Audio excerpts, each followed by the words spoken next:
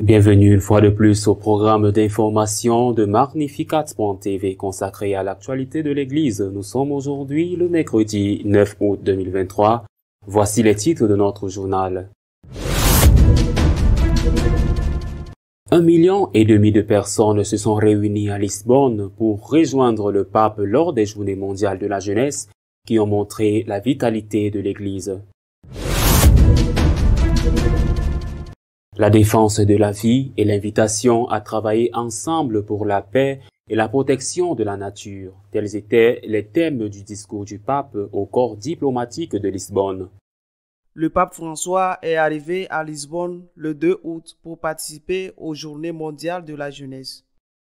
Dans son premier discours aux autorités, il a voulu parler de l'Europe, de sa capacité à faire le bien et de sa dérive contre les enfants à naître et les personnes âgées abandonnées. L'Europe a montré qu'elle savait construire la paix. Après les guerres mondiales, a rappelé les souverains pontifes, elle a allumé l'étincelle de la réconciliation, rendant possible le rêve de construire demain avec l'ennemi d'hier, d'ouvrir des chemins de dialogue et d'inclusion. Outre la guerre, le pape s'est montré préoccupé par la perte des valeurs européennes comme la défense de la vie, à laquelle il a fait allusion par des questions gênantes dans un pays, le Portugal, qui vient d'approuver l'euthanasie à peine 2 ans après l'Espagne voisine. Il est inquiétant de lire que nous investissons continuellement dans l'armement au lieu d'investir dans l'avenir de nos enfants, a-t-il déclaré. Il a ajouté: je pense à tant d'enfants à naître et de personnes âgées abandonnées à leur sort, à la difficulté d'accueillir, de protéger, de promouvoir et d'intégrer ceux qui viennent de loin, à la solitude de nombreuses familles qui luttent pour mettre au monde et élever leurs enfants. Il a indiqué 3 domaines dans lesquels nous pouvons tous travailler ensemble: l'environnement, l'avenir et la fraternité. Dans un pays tourné vers la mer, il a appelé à prendre soin de l'océan pour qu'il ne devienne pas un cimetière de plastique en pensant aux jeunes générations. Le Portugal est le 3e pays le plus âgé d'Europe, avec une moyenne d'âge de 45,5 ans, devant l'Allemagne 45,9 ans et l'Italie 47,2 ans. La moyenne européenne est de 44,4 ans. La rencontre avec les diplomates a été suivie d'une rencontre avec les évêques, les prêtres et les religieux dans le sanctuaire de Belém. Le jour de son arrivée, le pape a présidé les vêpres au monastère des Hieronymites, dans le quartier de Belém à Lisbonne, accompagné des évêques, prêtres, diacres, consacrés, séminaristes et agents pastoraux du Portugal. Le pape a souligné que le peuple de l'Église est parfois fatigué quand il semble que nous n'ayons que des filets vides dans les mains. C'est un sentiment très répandu dans les pays de vieilles traditions chrétiennes, touchés par de nombreux changements et de plus en plus marqués par le sécularisme, l'indifférence à l'égard de Dieu et l'éloignement croissant de la pratique de la foi. L'évêque de Rome a exhorté à jeter à nouveau les filets et à embrasser le monde avec l'espérance de l'Évangile. C'est ce que nous sommes appelés à faire. Ce n'est pas le moment de s'arrêter et d'abandonner, d'amarrer le bateau à terre ou de regarder en arrière. Non, c'est le temps de grâce que le Seigneur nous donne pour nous aventurer sur la mer de l'évangélisation. Ce n'est que dans l'adoration devant le Seigneur que l'on retrouve le goût et la passion de l'évangélisation. On surmonte alors la tentation d'une pastorale de la nostalgie et des regrets et on a le courage de prendre les larges, sans idéologie et sans mondanité, animés d'un seul désir, que l'évangile parvienne à tous. Dans la barque de l'Église, il doit y avoir de la place pour tous. Tous les baptisés sont appelés à monter dans la barque et à jeter leurs filets en s'engageant personnellement dans l'annonce de l'Évangile. C'est un grand défi, surtout dans les contextes où les prêtres et les personnes consacrées sont fatigués, parce que, alors que les exigences pastorales augmentent, ils sont de moins en moins nombreux. Le jeudi 3, il y a eu une rencontre avec des jeunes, des victimes d'abus et une cérémonie d'accueil. Le vendredi a été principalement consacré au chemin de croix. Lors des 100 rencontres avec les étudiants de l'Université catholique portugaise, il les a avertis qu'il n'y a pas d'avenir dans un monde sans Dieu. Et il les a encouragés à embrasser leur foi et à prendre des risques pour changer le monde, en promouvant la fraternité humaine à tous les niveaux. Méfions-nous des formules préfabriquées, des réponses qui semblent à portée de main, tirées de la manche comme des cartes à jouer. Méfions-nous des propositions qui semblent tout donner sans rien demander, a souligné le pape. Le pape François a déploré qu'au nom du progrès, la voie a été ouverte à une grande régression et a appelé les jeunes à être la génération qui peut surmonter ces défis, parce qu'ils disposent des instruments scientifiques et technologiques les plus avancés, mais s'il vous plaît, ne tombez pas dans les pièges des visions partielles. François a été très clair avec les jeunes. N'oubliez pas que nous avons besoin d'une écologie intégrale. Nous devons écouter la souffrance de la planète avec celle des pauvres. Nous devons mettre la drame de la désertification avec celui des réfugiés. La question de la migration avec celle de la baisse de la natalité. Nous devons traiter la dimension matérielle de la vie dans une dimension spirituelle. Le même jour a eu lieu la première rencontre du pape avec les jeunes venus au JMJ. C'était au parc Eduardo VII de Lisbonne, à l'occasion de la cérémonie d'accueil. Son message était clair. Dieu aime tout le monde. Il y a de la place pour tout le monde dans l'Église, et peu importe les défauts ou les limites que nous avons. Le pape a mis en garde les jeunes contre les illusions du virtuel et leur a dit que nous devons faire attention à ne pas nous laisser tromper, parce que beaucoup de réalités qui aujourd'hui nous attirent et nous promettent du bonheur se révèlent ensuite pour ce qu'elles sont, des choses vaines, des bulles de savon, des choses superflues, des choses qui ne servent à rien et qui nous laissent vides à l'intérieur. Dans l'Église, personne n'est superflu. Personne n'est superflu. Il y a de la place pour tout le monde, comme nous sommes tous, et c'est cela l'Église, la mère de tous. Il y a de la place pour tout le monde, a insisté le pape en répétant cela aux jeunes. Le même jour, dans la matinée, le pape a rencontré à l'Annonciature 13 victimes d'abus sexuels au sein de l'Église au Portugal. Les victimes étaient accompagnées de représentants des institutions ecclésiastiques portugaises chargées de la protection des mineurs. En février dernier, le rapport du comité indépendant pour l'étude des abus sur mineurs dans l'Église catholique, commandé par l'épiscopat portugais, a été rendu public, révélant des faits remontant à un demi-siècle. Au cours de cette période, le nombre de victimes est estimé à 4 800, dont 512 ont déjà porté plainte. La plupart des cas allégués sont prescrits. Seules 25 accusations ont été transmises au procureur. 77% des auteurs étaient des prêtres et d'autres des personnes liées à des institutions ecclésiastiques. Selon le rapport, 77% des victimes n'ont pas signalé les abus et seulement 4% se sont adressés à la police. La plupart des abus ont eu lieu à la fin de la puberté des victimes, dont la plupart étaient des garçons. Vendredi, le chemin de croix s'est déroulé dans le parc Édouard VII. Jésus marche, mais il attend quelque chose. Il attend notre compagnie. Il attend que nous le voyions. Il attend que l'âme de chacun d'entre nous ne soit pas une âme fermée, mais qu'elle sourit intérieurement. Telle était l'une des phrases de la méditation du pape François au début du chemin de croix.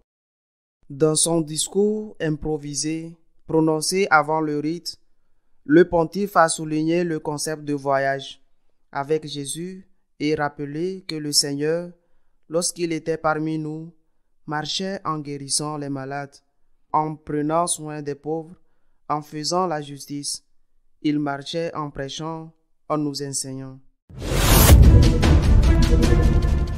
Le samedi matin, il s'est rendu au sanctuaire de Fatima. La Vierge a voulu manifester sa présence et, selon toutes les indications, a rendu la vue à une jeune fille aveugle. Le pape est arrivé à Fatima en hélicoptère à 8h40. La première activité a été la prière du rosaire avec une certaine de jeunes malades issus détenus de la prison de Leiria, le tout dans la chapelle des apparitions. Dans les rues de Fatima et sur l'esplanade du sanctuaire, 200 000 personnes l'ont accueilli dans la joie et la fête. Le pape, depuis la pape mobile, a embrassé plusieurs enfants. De nombreux fidèles et pèlerins avaient passé la nuit devant la chapelle, dormant dans des sacs de couchage. Le pape, comme il l'a fait à plusieurs reprises au cours de ses voyages en raison des problèmes de vue, a renoncé à lire les discours préparés et a prononcé quelques mots improvisés. Il a rappelé que la Vierge était allée rendre visite à sa cousine Sainte Élisabeth, pressée de l'aider et sans y être obligée. Sans être officiellement invitée à la cérémonie, la Vierge a voulu être présente en tant que mère et à sa manière. Bien qu'il appartienne à l'Église de déterminer s'il s'agit ou non d'un miracle, une adolescente madrilène aveugle qui fréquente un centre de l'Opus Dei auquel appartiennent ses parents et qui participait aux Journées mondiales de la jeunesse, a miraculeusement recouvré la vue. La famille avait commencé une événement qui devait se terminer samedi, jour de la fête de Notre-Dame-des-Neiges, et avait demandé à ses amis de prier avec elle pour la guérison de l'adolescente. Le matin, elle s'est réveillée sans voir et allait à la messe avec ses compagnons, a reçu la communion, a fermé les yeux en action de grâce et lorsqu'elle a rouvert les yeux, elle voyait parfaitement. Elle était aveugle depuis 2 ans et demi. Les Journées mondiales de la jeunesse comportent toujours 2 événements centraux, le samedi soir et la messe du dimanche matin. Lors de la veillée du samedi soir, laquelle ont participé 1,5 million de personnes, le pape est rentré dans l'enceinte en voiture, empruntant les rues qui lui étaient réservées à une vitesse plus élevée que d'habitude. À cette occasion, il n'a pas pu non plus lire son discours, mais l'a improvisé. Le pape a demandé aux jeunes s'ils allaient garder pour eux ce qu'ils avaient vécu ces jours ici à Lisbonne ou s'ils allaient les partager une fois rentrés chez eux. Il les a également encouragés à se relever lorsqu'ils tombent et à aider ceux qui sont tombés à se relever. Dans la vie, a-t-il ajouté, il faut beaucoup d'entraînement, leur a rappelé le souverain pontife, en mentionnant un dicton des alpinistes. En montagne, l'important n'est pas de tomber, mais de ne pas rester tombé. Il a encouragé les jeunes à aller de l'avant avec Jésus et sans crainte. Après son discours, un chanteur portugais bien connu a interprété un fado, la chanson la plus typique du Portugal. À la fin de la chanson, le pape a quitté la scène et la salle par la porte latérale sans marche de sortie. La messe célébrée le dimanche matin, qui coïncidait avec la fête de la transfiguration du Seigneur, s'est déroulée en présence de l'image originale de Notre-Dame de Fatima. Le pape a voulu terminer sa rencontre en rappelant le grand slogan du créateur des journées, Saint Jean-Paul II. N'ayez pas peur. Le chrétien a dit, le pape dans son homélie doit briller de la joie et de la lumière de Jésus et allumer des étincelles d'espérance dans les ténèbres de ce monde. Il doit aussi écouter Jésus, car il a pour nous des paroles de vie éternelle. Il a conclu en nous encourageant à vivre sans peur, à accomplir le commandement de Jésus aux disciples effrayés, n'ayez pas peur. À la fin de la messe, il a invité les jeunes à 2 rendez-vous. Le jubilé des jeunes à Rome en 2025 et les JMJ 2027 à Séoul, en Corée. Notre éditorial de cette semaine est exclusivement consacré aux événements des Journées mondiales de la jeunesse et aux jours qui l'ont précédé. Ces Journées mondiales de la jeunesse qui viennent de se terminer et qui se sont déroulées dans la belle ville de Lisbonne ont eu 3 protagonistes. 2 d'entre eux étaient attendus et puis il y en a eu un troisième. Un troisième, devrait-on dire une troisième? Mieux encore, qui est arrivé non pas sans y avoir été invité, mais certainement sans y avoir été entendu. Bien qu'il faille dire que ce protagoniste, originaire du Portugal, n'est jamais une surprise. Le premier protagoniste des JMJ a été les jeunes. 1,5 million d'entre eux qui ont dépensé et dépassé toutes les attendues et ont démontré par leur seule présence qu'il existe encore dans l'Église une forte et vivante flamme d'espérance. Ces jeunes, en outre, sont des jeunes religieux, profondément religieux. Des jeunes qui, par exemple, ont participé à la réunion de prière en silence et avec le grand respect.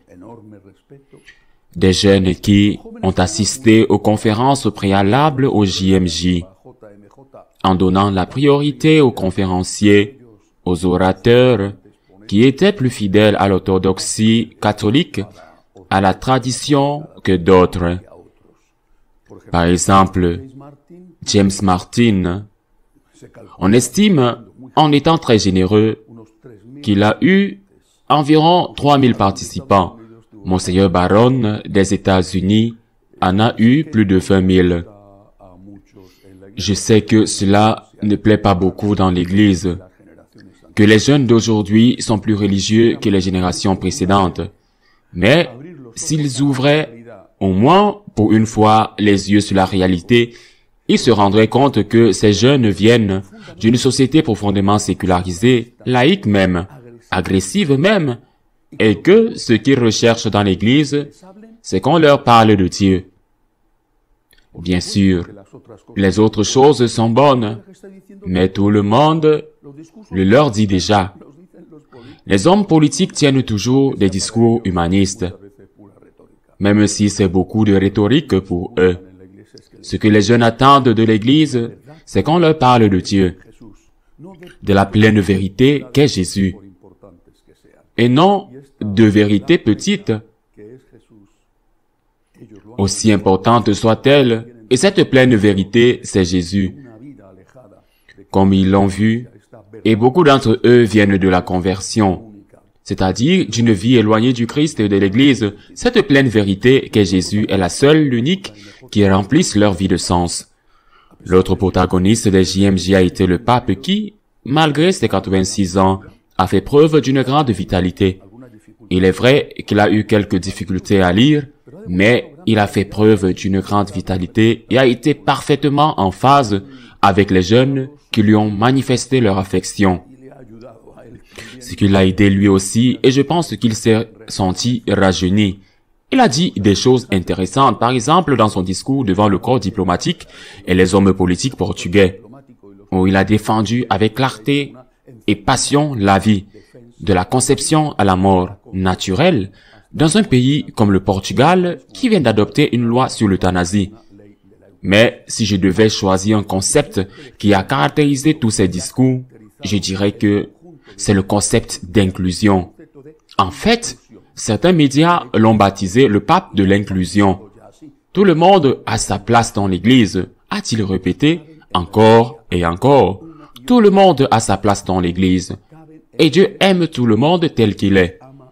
Nous, catholiques, avons toujours su parfaitement que nous avions tous notre place dans l'Église. Si nous n'avions pas tous notre place dans l'Église, l'Église ne serait composée que de la Vierge Marie. Nous savons que nous sommes tous pécheurs.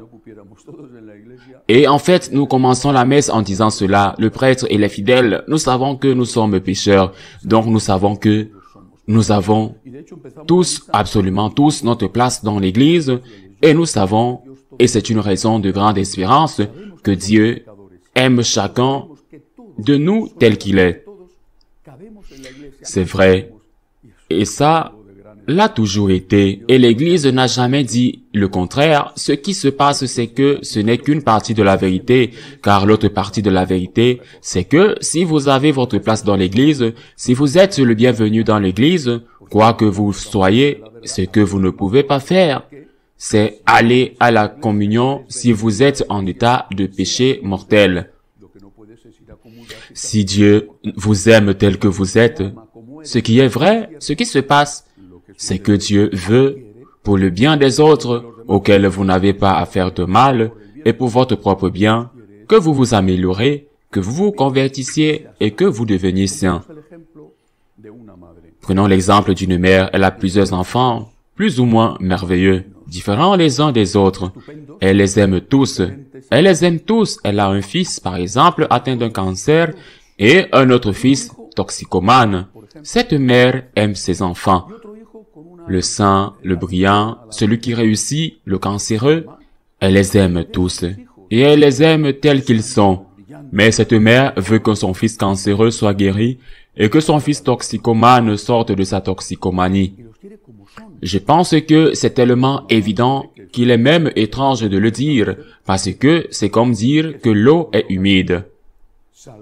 Eh bien, tout comme le Christ notre Seigneur, combien de fois apparaît-il dans l'Évangile que le Christ est venu pour chercher la brebis perdue, pour guérir les malades, pour racheter les pécheurs? Le Christ n'est pas venu seulement nous dire « Je t'aime » et « Je t'aime tel que tu es ».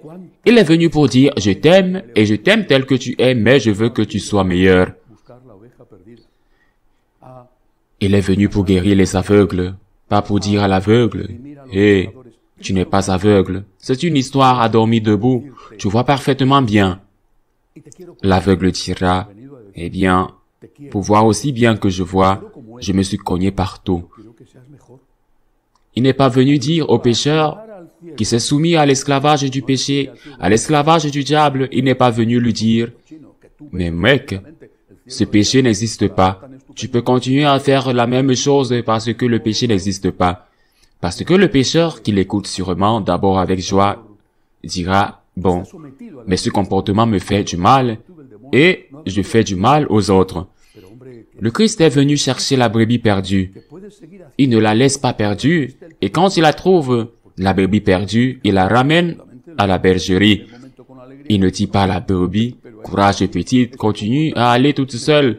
Tu verras comme le loup te traitera bien. » Le Christ est le Rédempteur du monde. Il nous aime. Il nous aime tels que nous sommes. Mais il nous demande, pour notre bien, de nous convertir et de tendre vers la sainteté. On ne s'attendait pas à un troisième protagoniste, même si, comme je l'ai dit, le Portugal, étant l'un des lieux préférés de la Sainte Vierge, la présence de la Sainte Vierge ne devrait jamais être considérée comme une surprise ou une très grande surprise. Je parle bien sûr de la Vierge Marie. Samedi matin, le Saint-Père s'est rendu en hélicoptère de Lisbonne à Fatima pour rendre hommage à la Vierge et y prier le chapelet avec les pèlerins qui étaient venus, environ 200 000. Et avec un groupe de jeunes ayant des difficultés diverses qui n'avaient pas pu venir en Lisbonne pour les JMJ. Pratiquement à ce moment-là, un miracle s'est produit à Lisbonne. Bien sûr, je ne suis pas celui qui dit c'est un miracle, c'est l'Église qui le dira. Mais il y a tous les signes d'un miracle. Une jeune fille, une adolescente de Madrid, Jimena, qui était allé au JMJ avec son école, avec ses amis, dont les parents sont membres de l'Opus Dei et qui étudie dans une école gérée par l'Opus Dei. Une jeune fille, Rimena, était aveugle. Elle était aveugle depuis 2 ans et demi. Quelques jours auparavant, elle avait dit à ses parents, « Je sens que la Sainte Vierge me dit qu'elle va me guérir. La Sainte Vierge me dit qu'elle va me guérir. » Et elle avait demandé à ses parents de faire une neuvaine à Notre-Dame des Neiges, dont la fête est le 5 août, samedi, de faire une neuvaine à la Sainte Vierge pour demander sa guérison. La jeune fille a insisté, « Je sens que la Vierge va me guérir. » Les parents ont été très impressionnés. Des gens de foi, des gens qui croient et qui croient au miracle. Ils ont donc contacté tous ceux qui pouvaient et ont demandé à ceux qu'ils avaient contactés de faire de même avec d'autres. Et de nombreuses personnes se sont réunies pour faire une neuvaine demandant la guérison de Rimena. Le samedi 5 août, comme beaucoup de pèlerins et bien sûr, comme tous ceux qui faisaient partie du groupe de Rimena, la jeune fille s'est levée. Et elle s'est levée aveugle. Elle est allée à la messe le matin. C'est ce que beaucoup de pèlerins font habituellement. Comme je l'ai dit, elle est allée à la messe le matin et elle est allée à la messe aveugle. Elle est allée à la communion et elle est allée à la communion aveugle. Elle a fini la communion et elle a fait un moment de prière en action de grâce. Elle a fermé les yeux, aveugle. Après ce moment d'action de grâce, elle a ouvert les yeux et elle voyait parfaitement. Ce n'est pas moi qui dirai que c'est un miracle. C'est l'Église qui le dira. J'espère qu'elle étudiera. Elle était aveugle depuis 2 ans et demi et après avoir reçu la communion, elle voyait parfaitement. Presque au même moment, le pape priait à Fatima. Et le pape à Fatima avait dit à ceux qui étaient là, à tous les pèlerins qui étaient venus l'accompagner, il avait parlé de la Vierge. Et il avait dit, la Vierge Marie est allée rendre visite à sa cousine Sainte Élisabeth. Elle est allée en hâte, parce qu'il faut toujours être pressé de faire le bien. Et la Vierge Marie est allée rendre visite à Sainte Élisabeth sans y être invitée. Surprise pour Sainte Élisabeth. La Madone vient au secours de ses enfants et elle vient en hâte. Et c'est exactement ce qui s'est passé avec Rimena. Elle avait senti que la Madone lui disait, « Je veux te guérir. » Elle a demandé de l'aide à la Madone et la Madone, sans être expressément, officiellement invitée, bien que le pape se soit bien sûr rendu à Fatima, le samedi matin même, la Madone était présente au JMJ. Elle est venue guérir une jeune fille aveugle.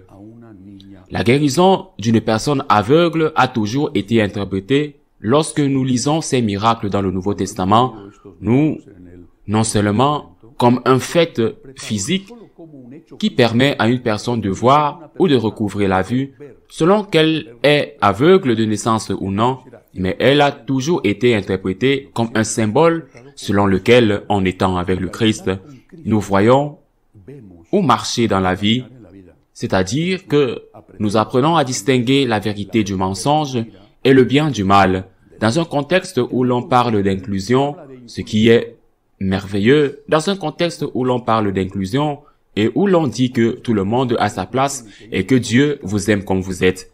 La Madone a voulu faire un miracle sur une jeune fille aveugle, tout comme le Seigneur a fait tant de miracles sur ces aveugles, sur des aveugles en Israël, pour nous donner le message que son Fils nous a donné.